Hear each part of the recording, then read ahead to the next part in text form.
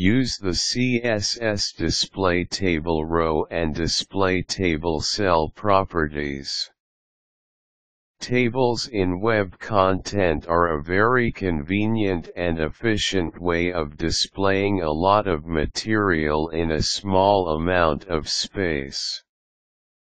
Tables are also easier to read and the relationships per item can be easily seen.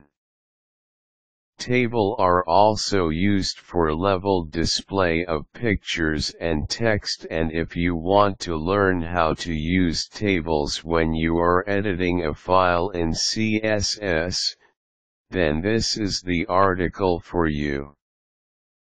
While other developers would actually prefer table-less implementations, since it is faster to load on some cases, easy maintenance is one of the perks of having items in tables.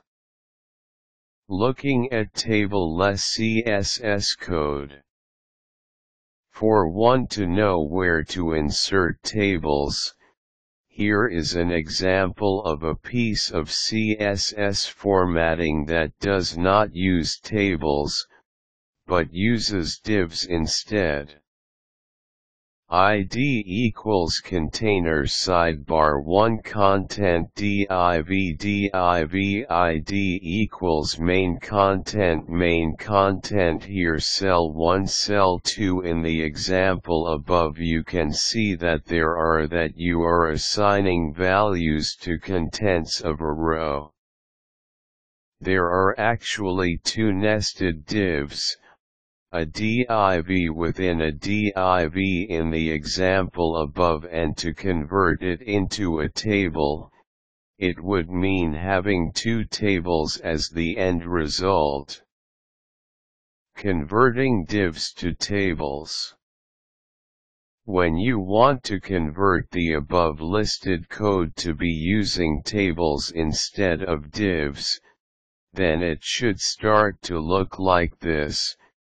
Hashtag sidebar 1 display, table cell, width, 200 px background, hashtag FFFFFF padding, 15 px 10 px 15 px 20 px hashtag main content display, table cell, padding left, 10 px, dot row display table row, dot cell display table cell, width 400 px, height 200 px, border 1 px, solid blue. If you are not sure of what colors you are going to use for the background and other content elements, you can just input them later on, since the tables are there to basically form a layout and not really the design of the page. What will be displayed when you review this HTML file is that you will have two tables displayed somewhat like a grid. Developers prefer table displays in CSS simply because it is much easier to understand from the code alone where you will be placing the images and where you can change the value of the background color and the like. Editing the placement of the sidebar.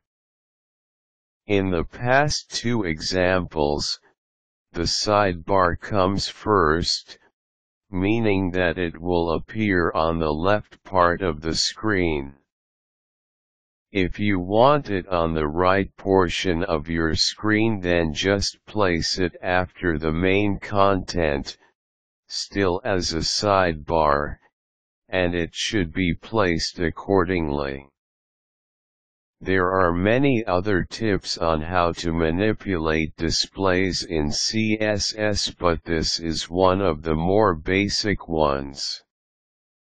there is an ongoing debate on what is more efficient in terms of displaying information, and there are two main schools of thought, those preferring to use divs and those preferring to use tables. Just one last note. Table displays are not supported by Internet Explorer version 8, so if this browser is very high up on your priority list, then you might want to continue with the div implementation instead.